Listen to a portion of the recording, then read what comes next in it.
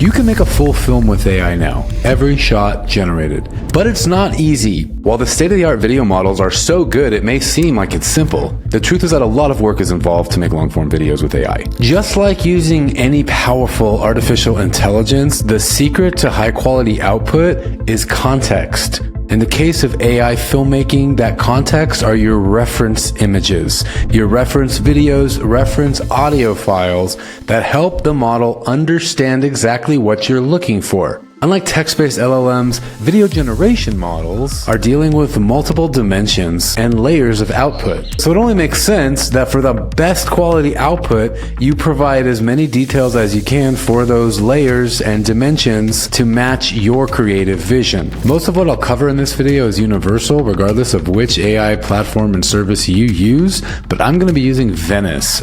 In this video, we are going to walk through the entire process of making an AI short film together, and we're going to finish the first scene.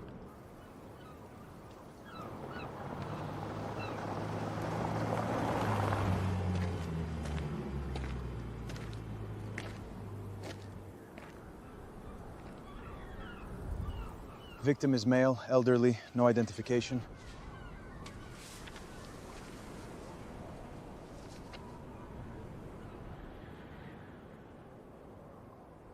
What have you got, detective? What does it say? I'll need to read it properly. Why here? Why the quarry? I'm not sure, but I've got a hunch. Get the ME, I'll wait.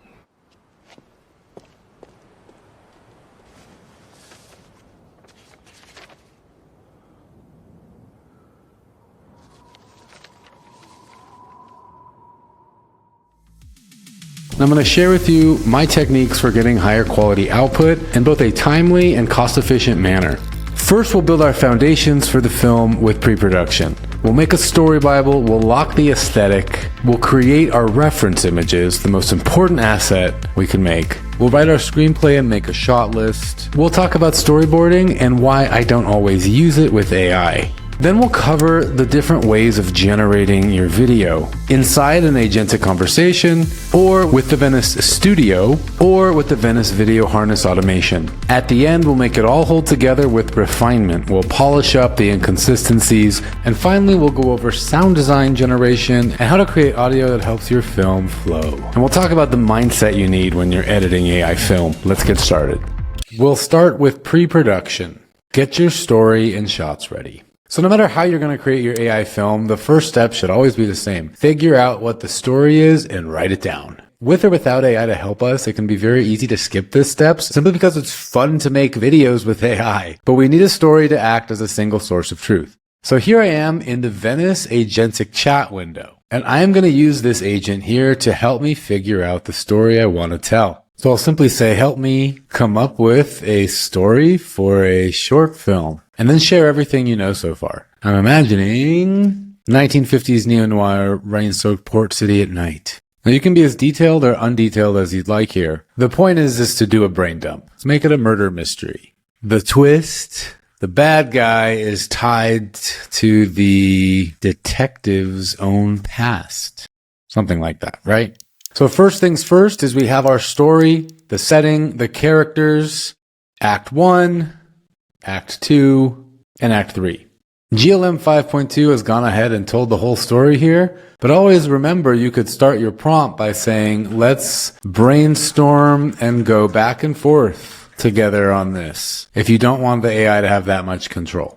So now we come up with our story Bible, and next we go into locking our aesthetic. So in this case, because I gave the agent so many visual details of what I was thinking, it went ahead and created these visuals for me of what this could look like.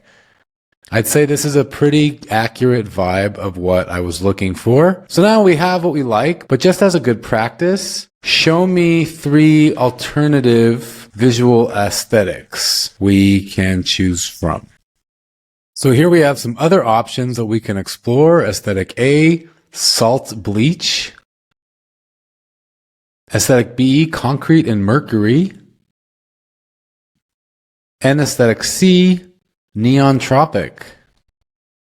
And we can see that these escape my original style completely, but they still match the vibe. I actually kind of like this one here.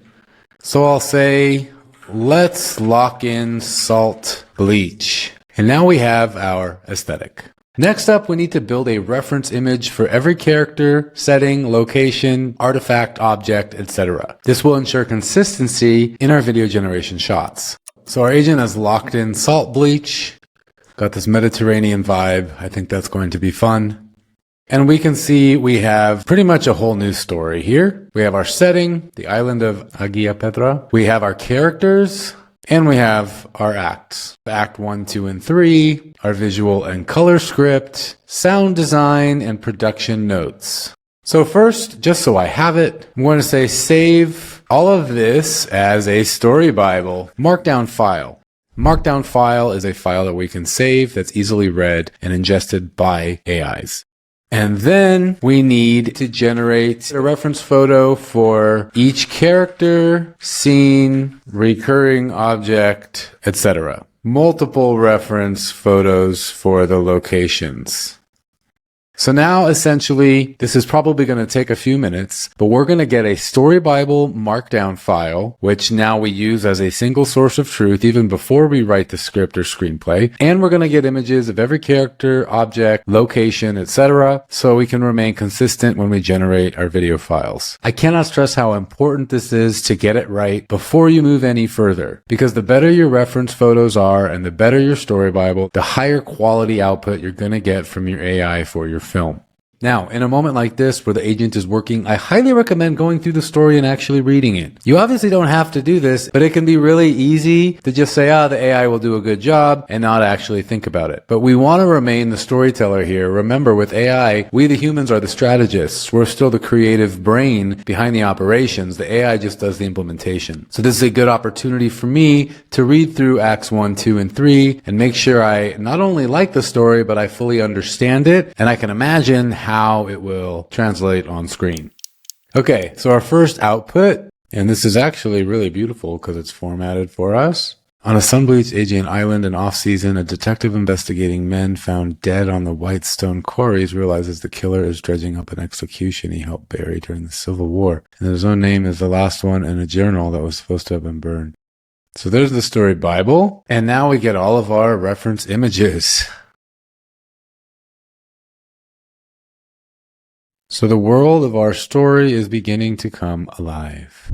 So before we continue, I just want to stress your reference images for your AI film are the most important asset you can have. Arguably more important than your story, shot list, screenplay, etc. Arguably. And why is that? It's because every single AI video generation you create is going to be based off of these reference images. So as you're going to see in the next few minutes, if there is an issue with your reference images, it will come to light after you generate the videos. But essentially, you want quality reference images for characters, for locations, for objects and artifacts on screen. In this video, we have a body and his hand resting on an old burnt piece of paper. And you would be surprised at how much complexity just that little detail creates.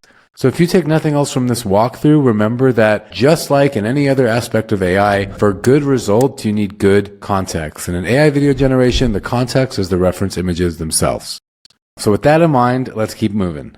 So we're going to write the full screenplay and then create a shot list. No storyboard yet. So I'm having it create the screenplay in the shot list in the same request. So it knows that's what his task is. If it needs to create storyboards as well, I'm concerned it won't remember everything. But we're actually not going to create storyboards in the agentic chat, even though we can. We're going to move into the Venice Studio for that. So first, let's get these final assets. So next up, we'll say, let's write the full screenplay. Great. So now we have our screenplay, and the agent even creates it as a fountain format, which is for professional screenwriting software, which we don't necessarily need for this project, but we actually want another markdown file. So I'll say, save this as a markdown file for me instead of fountain. And here it is creating a markdown file for me. And I will save that just like I saved the story Bible to my computer. So we have our screenplay. Next, we need a shot list. Now in this video, we're only going to generate the first scene. It'll take weeks to create this whole film. So let's start with the first scene. So it's going to create a shot list, save as an MD file. And now it is generating every shot that is part of scene 1. Quite a few shots here. This scene is estimated to be 2 minutes and 30 seconds. So that is our official shot list, but we're going to need a shot list that's optimized for AI generation. So here's what I'm going to say. When we generate the video with AI, we can create native multi-shot generations up to 15 seconds long in total, roughly 5 to 6 different shots inside the full file. Based on the reference images required, which shots make sense to merge? Note that we must include the shot type, lens, description, etc. inside the final prompt we use. And notice how here at the end duration, so this is an 8-second shot, this is 6 seconds. So really we can't go more than just these 2 shots together. And then 3 and 4, 5, 4, 3, 2, we could probably get all of these shots together, etc. But we'll have the AI figure that out. So finally, craft a generation shot list accordingly. Do not default to maxing out the 15 seconds. Let's be mindful of the references required for each native multi-shot generation. And now let's see what that looks like. So now we can see here in its thinking process exactly what I told it to think about. And it's keeping the references in mind. These references are very important. So here we go. The generation shot list for scene 1 organized into 6 multi-shot video generations. 6 shots from originally 33 shots. Okay. Now, this may or may not create sacrifices. So right here and right now, you need to decide how seriously you're taking your film and think about it. Are all these shots exactly as they're written necessary to tell your story? Or is this condensed, synthesized version going to do the trick? Only you can make that decision. And remember that the more shots you're working on, the more work this is going to be. And we'll see that it's giving us the reference image inventory, like what we're going to need from our reference files. Keep that in mind because we're going to come back to that. And generation 1, the quarry. Shots 1 to 6, 12 seconds long, 3 references required. Everything we need is here. Generation 2, everything we need. All the way to the 6th generation, and we have a file that I will scroll up to and save. Scene 1, generation zone D. Okay, so now that we have our shot list, this is optional, but it can be very helpful is to create a storyboard. We have our reference images, we have the shot list, but with a storyboard, we can create the first frames of every shot to help guide generation model. So now I'll just say, generate a storyboard for this scene, the first shots of every generation. And now we have our storyboard shots. Now, I'm not going to use these later. I'm going to show you a different method for generating without the storyboard images. And the reason I'm showing you this, though, is because it's generally good practice to make the storyboard. However, in my experience, sometimes the storyboard can confuse the models, and it's better to just use the reference images. So that's actually how we're going to move forward with the reference images instead of storyboard shots. But this route may work for you, it may not. And this is where our paths potentially split. I'm going to show you 3 different ways to generate: the manual way, the automated way, and the in-between way. Notice how the agent is asking me, want to start generating the first video? I'm going to say yes just to explore it. In general, I'm going to tell you right off the bat, I'm not a big fan of this method, especially for bigger projects, but I'm going to show you it anyway. Yes, let's generate the first video for this scene. Use Seed Dance 2.0, Enhanced. These are all the models available in Venice, and the enhanced models just do a much better job. This is a little Venice secret for using Seed Dance, so I always make sure we use enhanced. So we'll use Seed Dance 2.0 to be enhanced. Make sure the correct references and durations are set. Now, why am I not just saying do them all? I told you earlier, we don't want to overload the agent here. So in this case, we're just going to generate one by one. Here we go. These are the settings. It used the right model. It used the right duration. And we got a nice widescreen 21:9 aspect ratio. Now I just give it permission to generate here. And you are going to need to give Seedance your verification that you have permission to use this media. And then we wait. Okay, it's finished. Let's take a look.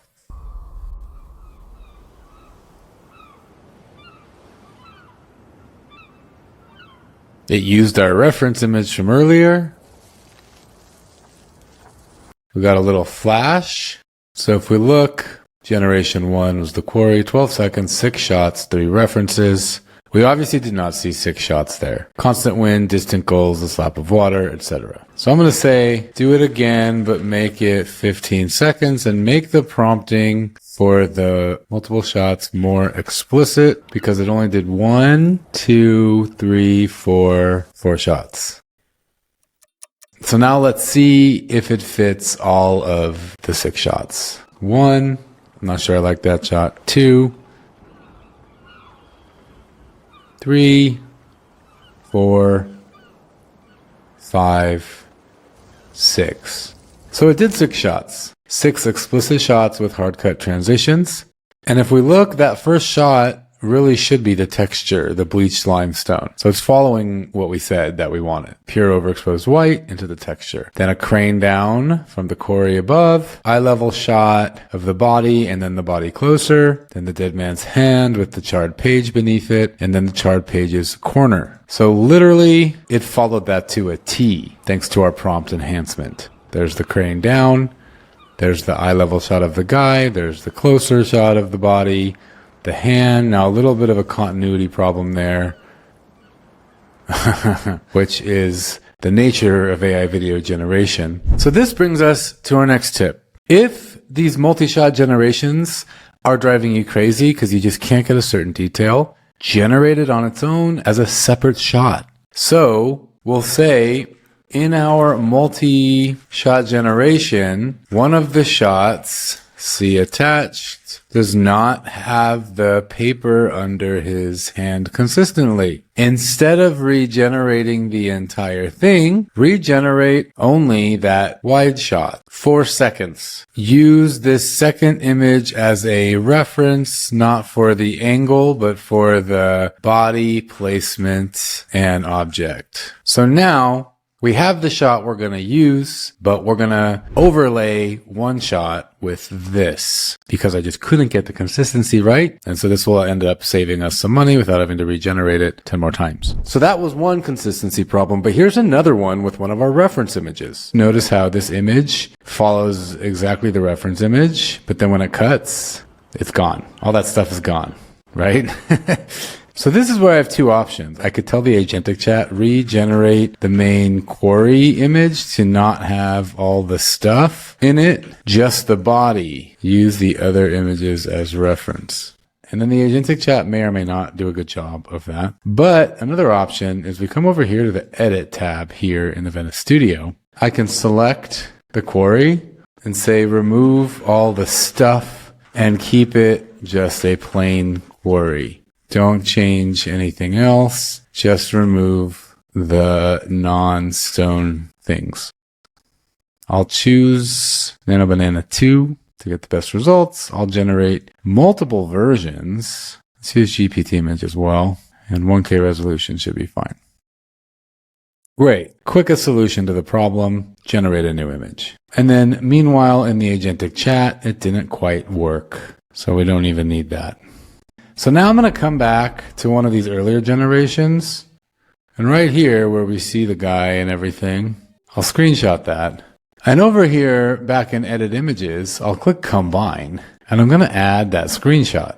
Now that screenshot is going to help us match the quarry reference image to the video we generated. So we'll make sure we're using a state-of-the-art model, Nano Banana 2. Adjust the quarry setting location shot to match the same structure of the shot on which the body lies. Include the body. So for this shot, we need the body there. So we're not only going to try to completely re-architect this stone quarry, but also bring in the body. Now, this is going to be tricky and it might require several attempts. So I'll send that.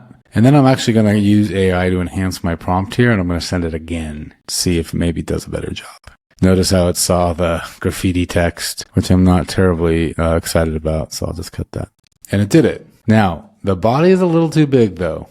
So we'll stay here and edit image, make the body smaller to fit the proper size ratio.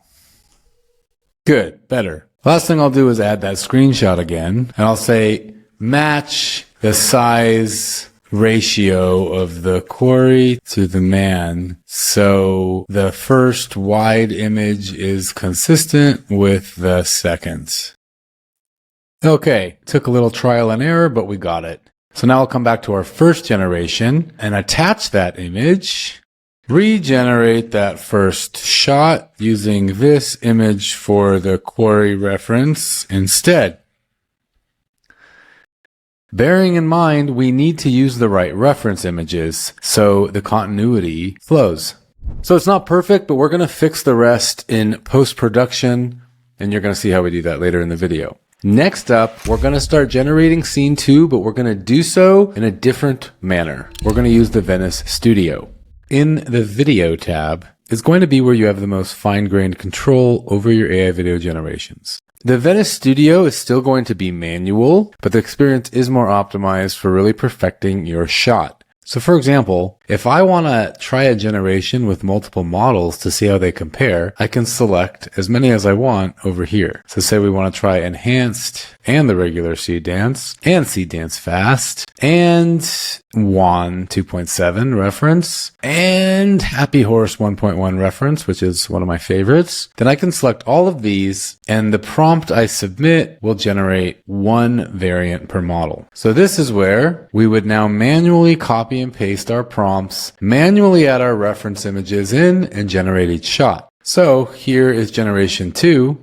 I paste that prompt here, and you're going to see image 1, the abandoned limestone quarry we're going to need, image 2, the detective, image 3, the officer. Those are all references we're going to need, so I'll add those here. All right, coming up, you're going to notice that I'm using the wrong reference image. I fixed this later, trying to make this guide more straightforward for you, the viewer. So if that confuses you, that's why. I came back and fixed that in a different timeline than this video that you're watching. Now, I've been clicking that plus icon to upload these from my computer, but really I can just click this plus and add from assets. And these are all the images and videos I've generated inside of Venice, because everything on Venice is stored locally in your browser. It's not stored on a server anywhere. So we need the officer here. I'll select that, and there's image 3. And then we need image 4 is the crime scene. So now we have our full prompt that's referencing each image. We have our aesthetic, and we have each shot. Now these shots aren't timed, which may or may not be what we want, but we're going to see after it's generated.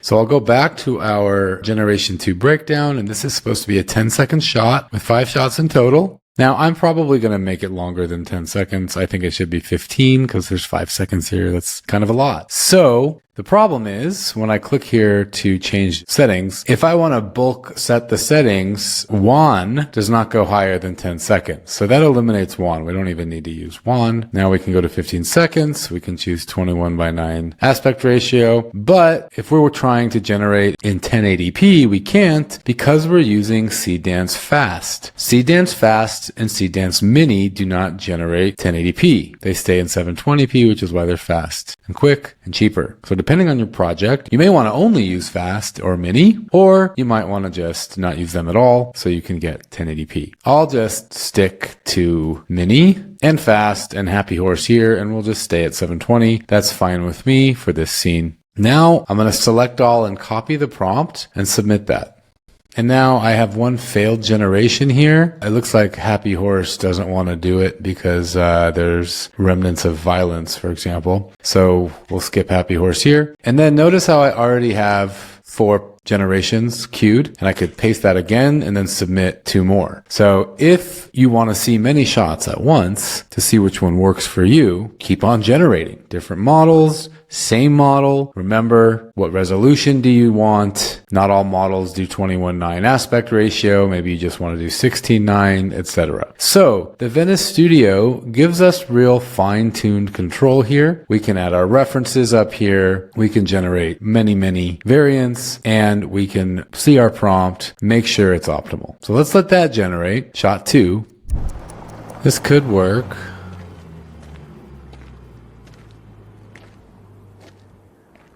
Okay, we got our shot there. Victim is male, elderly, no identification. So far, we have 2 shots inside of our multi-shot generations that are going to need to be fixed later. We're going to hold off on that because this is all just part of the process. Thus far, we've covered generating our shots here in the agentic chat and generating our shots here in the Venice Studio. Now, both of these I consider manual. We have to prompt, we have to babysit it. This is manual generation. So next up, we're going to talk about automating your video generations using the Venice Video Harness. This is AI software basically that is optimized for creating longer form videos with the reference images, and it knows everything about the models already, much more so than the agentic chat. I recommend getting a new API key. The link is below. If you're a power user, this should be easy to set up with your agent. But if you're new to GitHub repos and the Venice API, I'm going to walk you through step by step how you can get this going. And then we'll dive into actually using it with the script and shot list and reference images we've already created. And understand that this method will save you a lot of time because the harness understands how using reference images with the video generations work. However, it's not optimized for the budget. So there is a chance it might mess up. It might misunderstand a detail. This is still AI. It's not going to get everything perfectly, and you have to redo things. And a lot of times it will have no problem regenerating things multiple times. It is budget aware, but it's not always the most efficient for your budget. So keep that in mind when you're using the Venice Video Harness. So let me show you how it works. The first thing, we're going to use OpenCode. This is an open source app you can download on your computer, and it makes using local AI agents very simple.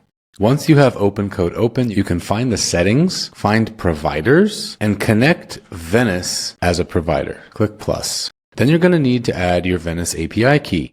On the Venice website, find API in the navigation and navigate up here to keys. Here you can click new API key. We'll call it OpenCode. And this is going to pull directly from your credits on your account. So if you want, you can give it a spend limit or an expiration date. Keep your permissions to just inference. Click generate key and you're going to see your key here. Copy it. Paste that key right here into OpenCode and click continue. Now you have Venice connected and you're ready to automate.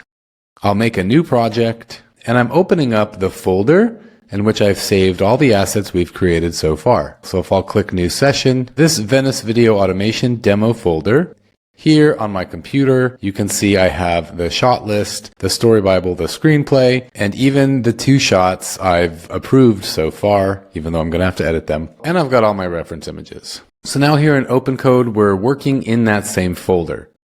Right now, I'm going to choose a model. You can choose any model you want, including Fable or Opus, GPT 5.6, Grok, anything you want to try. My recommendation, if budget is not an issue, use Fable, but it's very expensive. You could also use Opus, maybe even Sonnet for good results. Choosing the best model comes with time, and generally speaking, the newest models will do the best job. For now, I'm going to stick with GLM 5.2 because I've liked the work it's done so far in our Venice agentic chat, and it's a good balance of quality versus price. So now I'll come back here to the Venice Video Harness GitHub repo, and remember there's links below for all of these tools. And here, I'm simply going to click the screen button and copy the URL to the clipboard. And now back in OpenCode, I'll say, I want to run this video harness here in this folder for this project. And then I'll paste the GitHub repo. Let's set it up and get started. Ask me if you have any questions. And now we have an agent working here on our computer.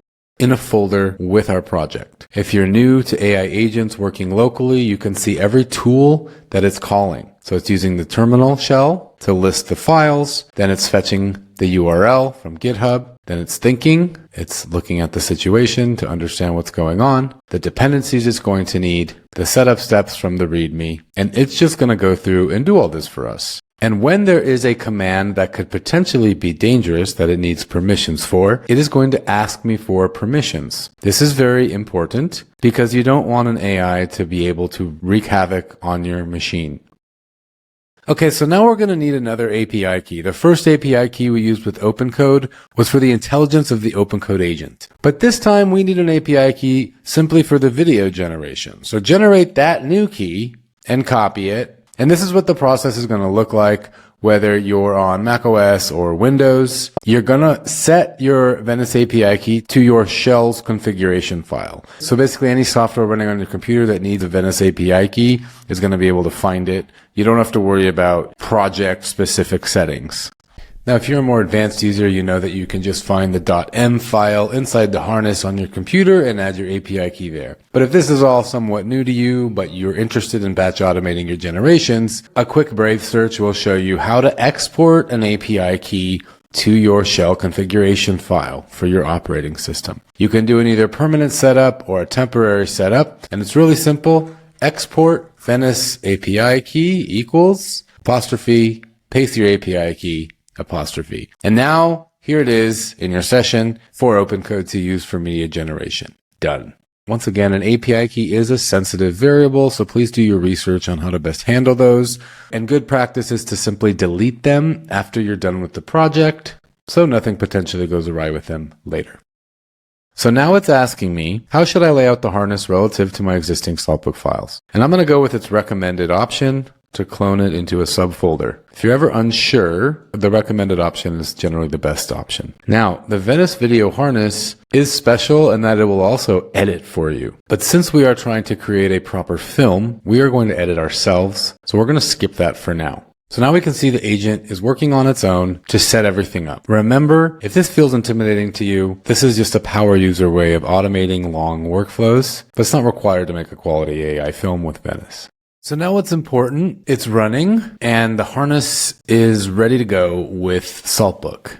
So now that everything is set, it's asking how we want to proceed. So it's saying generation 1, the quarry, which we've already run, and we've already run generation 2 as well. So let's continue with generations 3 to 6 of scene 1.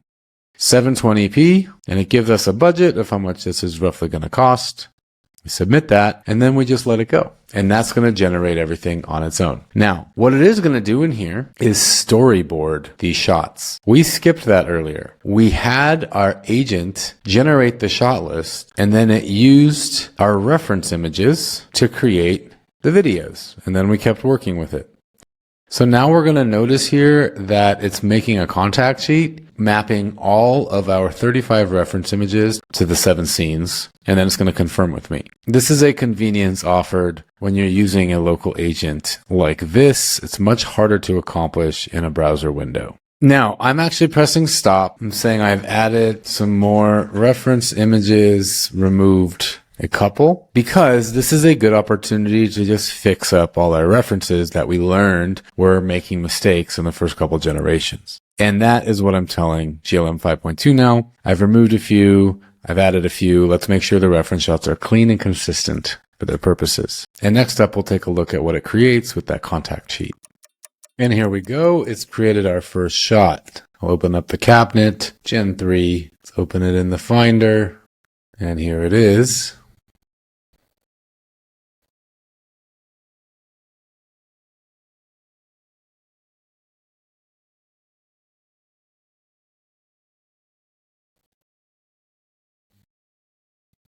A little bit of a quirky cut there, but it is more or less what we wanted. Varda crouches beside the body, behind the dark sunglasses, extreme close-up of the charred page. Yeah, although that's the wrong hand moving there. Varda reading the page, he holds it up in his hand, and Varda's hands holding the page be the final one. And that's not what we got. The page is still in his hands. Okay, so now it's almost the same process here. It almost followed the shot, but not quite. The dead body's hand is moving, and the shot didn't end with Varda holding the picture. So this is what happened. It was supposed to be 10 seconds, but we generated it at 15 seconds. It was trying to match the original shots. And that's why we got this extra shot here for almost 3 seconds. So let's generate it again at 12 seconds and make sure the dead body's hand doesn't move. Generate it again at 12 seconds this time. And that's how we create one shot with the Venice Video harness. But truthfully, that's not the exciting part about the harness. The harness is exciting because we can start completely fresh and it will just generate the whole scene for us. So while it's working, I'll say finish the scene with gens 4 to 6 and then assemble the entire scene together. And now I can leave my desk, I can go have lunch, I can go to sleep, whatever it is, and this will work autonomously on its own. And when it's finished, I will have a whole video of the scene to watch. Now, will it be perfect? No. But that's what we'll cover in the next section, is how to refine the scene shot by shot to make it perfect. Okay, so it is finished assembling scene 1, and I told it, just for fun, generate and assemble scene 2 as well. So here we go, and here we see scene 1 and scene 2. Let's watch them, huh?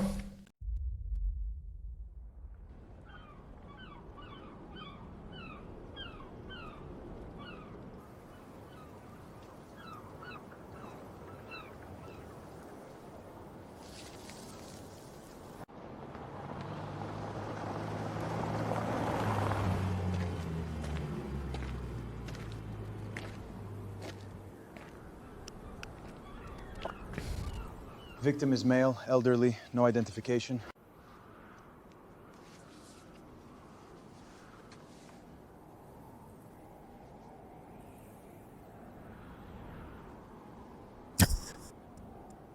What have you found, sir? Something someone didn't want found. What does it say? Nothing that concerns you. Ligature marks. Tight, clean, consistent with a single sustained application. Why here? Why the query? Get the ME, I'll wait.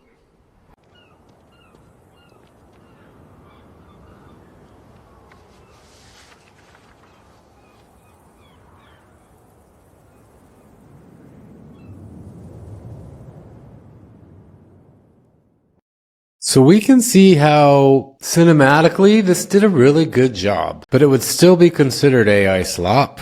I mean, look, the dead body's hand is moving and we have voices changing. We have a little cut there. Suddenly the body is different. So while this is a beautiful scene, no doubt, and it's cool that we made the reference images and we got what we got out of it, it is not going to qualify for a short film. Let's watch scene 2, and then we'll jump into the next part of how we make it hold together once we have our baseline shots.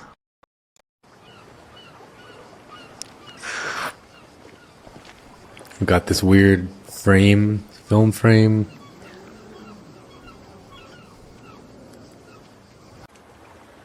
Again, what is that all about?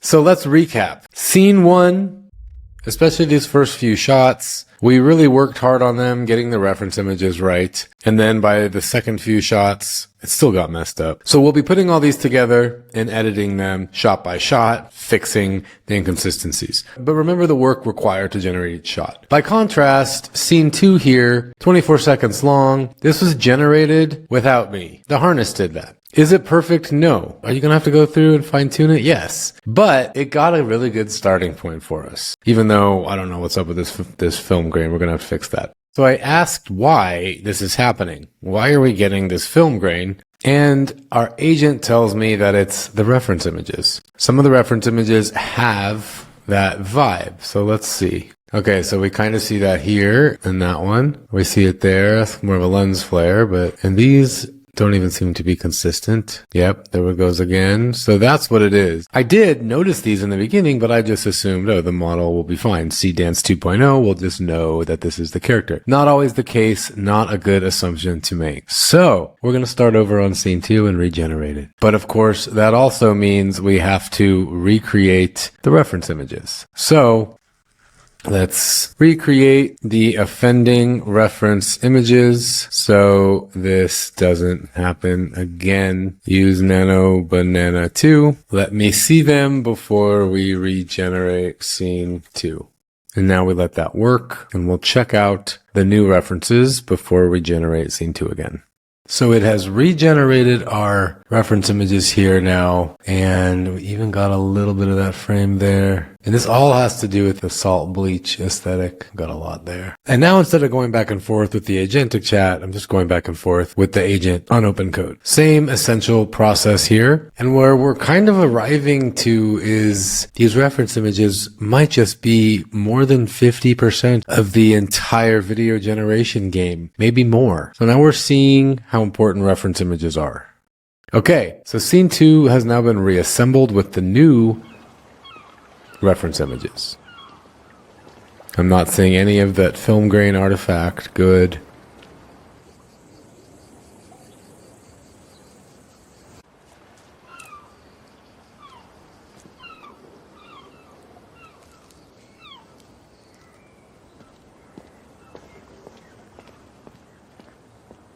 Okay, so really not bad, considering all of this was AI generated. Nothing is inconsistent, nothing obvious at least. Even so, here's this networker guy, and he's looking from over here. This is not inconsistent here. Even if it might be awkward and it could be improved, it's not inconsistent. So this was a quality scene, worth keeping and improving with the final cut. So now let's move on to the rest of the film. And I'm literally telling our agent to continue generating the rest of the film now. So it's reading the screenplay and mapping out all the remaining scenes. So next up, we head into chapter 3, where we explore the best ways to make it hold together. We're not even editing yet. We're just making sure we have the assets we need so we can have a smooth time in the editing room and the last little bits of missing consistency. But I'm hoping by this point you now have a good idea of how to get your main shots generated. Next up, we're going to use the Venice Studio movie editor to put the film together. Now, if you're already a video editor, a creator, you'll know that you can use other software like DaVinci, Premiere, Final Cut to do your video editing. But in case you don't have access to that software, I'm going to show you how I do the editing with the Venice Studio in the browser, where I can go back and forth with the video generation screen when shots need to be fixed. So the first thing I'm going to do is add in all my shots to the timeline. Now, I've dragged my full file in here from the harness, and I've also changed my aspect ratio to 21:9, which is cinematic. So I actually have to adjust so it all fits here. So, as you'll see here, I've got 5 minutes here, and it did make plenty of mistakes because it had the wrong reference images, but it also did a good job. So I'm going to show you just in the beginning how I'll go through now to polish it up to make sure that the consistency is right. Now I'm noticing there is a judgment call to make because I don't really think the paper is under his hand here. But you also can't tell. It's also the beginning of the film, so I don't think it's going to be a huge problem to not have that. This one, however, we do see the paper here a little bit. Is it the right hand? It is the right hand, but you can't see it super well, and it's bothering me. So what I'm going to do is zoom out a little bit here, and I'm going to just screenshot this whole bit. And now I drag it into the studio, into the edit tab. And we can see it's a little fuzzy here. It is not best practice to use screenshots of low resolution with AI video. Now, if you pay attention closely at the end of this video, you will notice that I did that. And I'm sorry, but the trick to this method is upscaling the screenshot. So click that upscale tab. If you got any settings here, choose how big you want it. I'm going to go big, 4x, and submit that. This will give you an upscaled high resolution image of your screenshot. So when you feed it back to See Dance, the video output will be high quality because the reference was high quality. So now we can see just how high fidelity that screenshot is, and we can have more confidence in what the video output will look like. Back to the video tab, I'll drag in that same image. I'm also going to upload the other image, and I'll note that this shot here goes from 7.5 seconds to 9 seconds. So we'll say it just needs to be a 2-second shot. I think the minimum with seed dance is 4. That's okay. 21.9. And we'll say image 1 is the shot, but the charred paper under the corpse's hand is more pronounced. Ambient ocean sounds. Now, what I think is a really important tip here is that we could have made the whole film this way instead of doing native multi-shot generations with 3, 4, 5, 6 clips per generation. We just do 1, 4 seconds, 4 seconds, 4 seconds, and then we edit it together. That is another judgment call based on your editing ability, based on how you prefer your AI generation workflows to go. Personally, I prefer getting as much native multi-shot as possible and then coming back to fine-tune it. So I've queued up that shot. Meanwhile, I can come back here and see, okay, what is the next shot to fix? Now we got this. There is something wrong with the alphabet here. It's not Cyrillic. There's some issues in general with the language going on in this video. I'm not focusing on it here, but this would have been something to figure out in the reference images if language is a crucial part of your story. Now this shot, right idea, wrong visual. He needs to be pulling it out from here. So I'll screenshot this shot, and right here, we have him already there. So our next shot, and I've also attached our reference image of the detective. And here I'm saying image 1 is the scene close up from a higher angle as the detectives in image 2's hands gently pull the charred paper out from under the corpse's hand from off camera. Now remember, this shot showed it off camera. It was just inconsistent because that was the reference image used. Once again, reference images, most important part of your AI video generation, the context. And then he folds it up and puts it in his pocket. Nothing that can... I'm actually going to give this 5 seconds here. So he pulls the paper out from off camera and then folds it nicely. All one shot, close up on the hands. Just be very specific about that. No face or body of image 2 is seen. Shoot that off. Now, meanwhile, we've got some videos done to take a look at. Here's that shot fixed. Okay, good work. So I can either download this or simply come back to the movie editor, open up the media tab, find videos, and we will find that exact video here. And we can drag it on.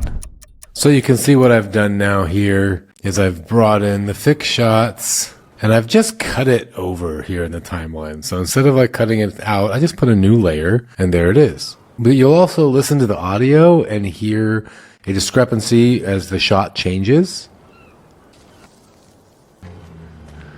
So we're going to need to fix that as well. We'll also see that he's looking at a paper here and then a notebook. And it's all just kind of a mess. And then the cadaver's wrong. So what I ended up doing was coming back here into the harness and saying, okay, I need you to fix some reference images, fix some files, and then it made a version 2. So this is my process here because sometimes if there's just a lot to fix, it's not going to be worth going in here to all these different multi-shot generations to fix them. So I now can just delete everything here. And we can even see how it went in and fixed a bunch of shots on its own intelligently. So let's fast forward. As you can see, I've generated everything over again, and I've brought it into Final Cut Pro instead of the Venice Studio. You could use CapCut, DaVinci Resolve, Premiere, anything that you're comfortable with editing. I was just arriving at a point where a lot of the small fixes I'm more comfortable with in Final Cut Pro. So here we are. But everything we are about to do, you can do with any software. So the sound carries over into this next shot. And what I'm going to do here is detach the audio because we want to keep that audio. And I'll even do it a different way. I'll detach all of this. There we go. So that way, when the footsteps sound, we have that transition and it's smooth. Victim is male, elderly, no identification. We have a little bit of an audio club there. No identification. Okay, so I'm just about finished up here, and I just want to show you what I ended up doing. You'll see a lot of audio layers being detached in order to get better transitions. So here, and again over here. What have you got, Detective? A page from a notebook. You'll see some cuts here because Generation 4 and Generation 3 and Generation 5 just had some consistency issues that didn't line up with the shots before it. So I would cut the audio in and out. Properly. So for example, in this shot, Why here? as much as I like that shot, I couldn't get them aligned like that in another one. So I just put it down there. It properly. Why here? Why the quarry? And then he finishes talking there by the time they stare. And then we get a good shot here, which is what I wanted. And then it's a smooth cut over here. Get the ME, I'll wait. To him. And in just a second, we're going to work on the audio even more. And then it finishes here. This shot actually had this here, but the cadaver's not there and it just didn't flow. So I just cut it. So he walks off camera that way. And then it goes right into the pocket. And there we go. So for example, here, Generation 3, I had the harness do multiple times. Version 3 rejected. Version 6 rejected, because look at the body. But some of the shots were kind of neat. In fact, I could theoretically pop that in somewhere. In fact, I may have. So you see all the cuts around here. This is not a clean generation. I cut a bunch back and forth. What have you got, Detective? A page from a notebook. What does it say? Now, I wish he would have folded it there. And in fact, I think I have a file somewhere where he folds that. What have you found? Even right here, we see him fold it. And here we had the hand generated. I'll need to read it. What have you got, sir? That one almost, but the hand helps him. Very weird. I'll need to read it properly. That's the one I like. So here, I put that in here. And just real quick, let's watch. Page from a notebook. What does it say? So right there, that's the shot. Everything else is good. So now we find this bit, and I like to disable that. Say. I'll need to read it properly. Okay, and now we just got to make sure we cut before then. I'll need to read it properly. There we go. It is kind of a weird fold there. But most importantly, it's flowing. And you don't get the flow when you just have the AI generate all of it for you right away. You get the idea, but you don't get the flow.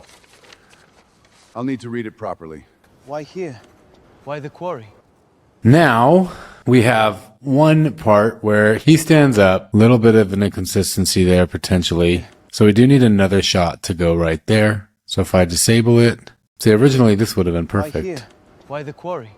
But he was never bending down there, and this shot I really like. And then that just doesn't flow. There's no continuity here. So we need to figure that out. Let's have him walk forward. You can also tell that that was a screenshot. The resolution just isn't as high. Same with this. This was not a reference image. I provided it. So now the question is, what do we put there to make it flow? I'll need to read it properly. So here's what I think I'll do. Why here? Why the quarry? Why the quarry? We're going to take that audio. We're going to save that audio. And now here, I'm going to reference the audio. Why the quarry.mp3. We have the reference image of him finishing that shot I like.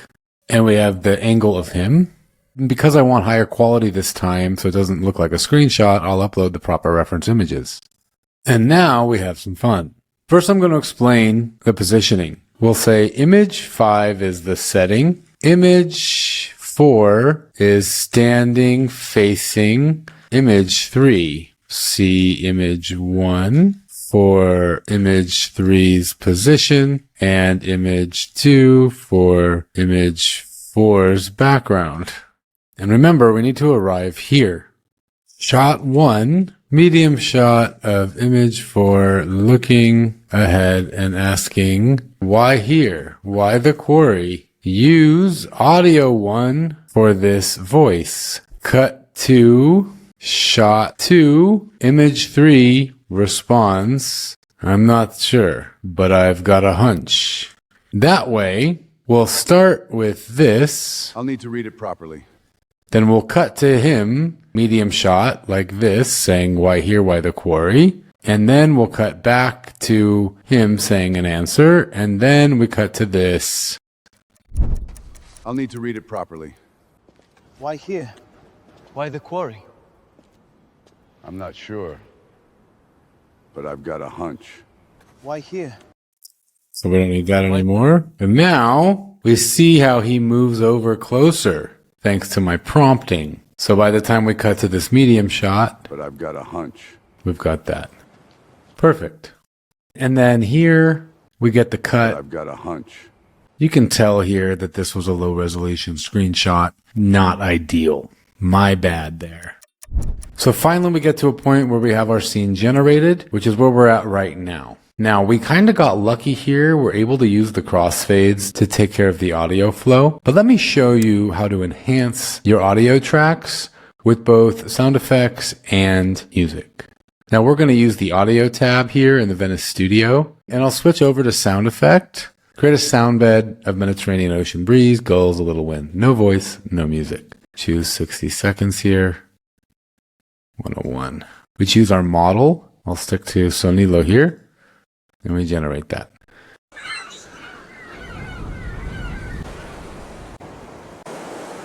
So this is okay. We'll save it. And it's not perfect, but we're actually going to make it really low anyway. Because really its purpose is to help make sure that all the shots flow together. Elderly. So for example, if I were to shut the audio tracks off,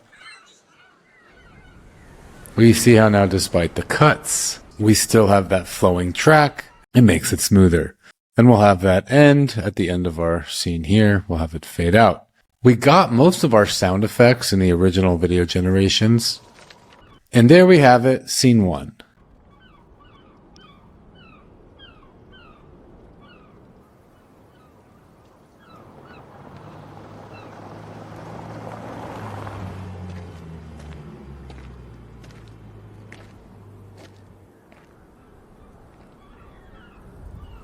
Victim is male, elderly, no identification.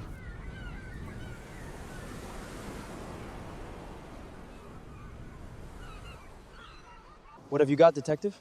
A page from a notebook. What does it say? I'll need to read it properly. Why here? Why the quarry? I'm not sure, but I've got a hunch. Get the ME, I'll wait. One more thing in the realm of sound design. Let's look at how here Got a hunch. I couldn't quite get these shots right, and they almost look like they're reacting to something.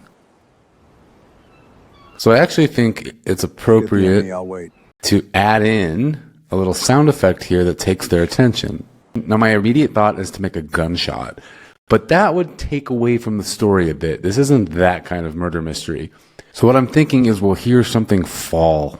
So we'll come back to the Venice Audio Studio. Marble stone crashes onto the, as scurrying footsteps speed up to run away onto the dirt. Now, I want to enhance that prompt. Help me write a prompt for an audio generation.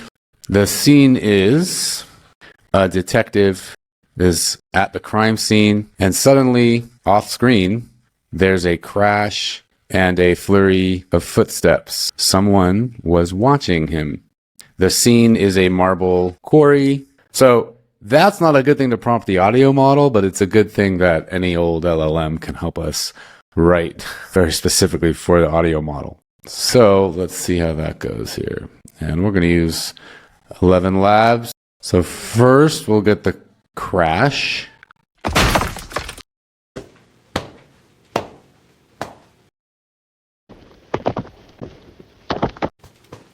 Okay, so I was going to put this in here.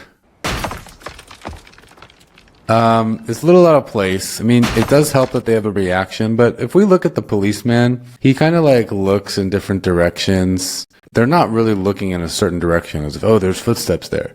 So I think I'm going to put a bird instead. And it's like this bird just takes their attention. Hunch. Get the ME, I'll wait. But I've got a hunch. And notice here, you kind of see what happens when you do screenshots at a lower resolution.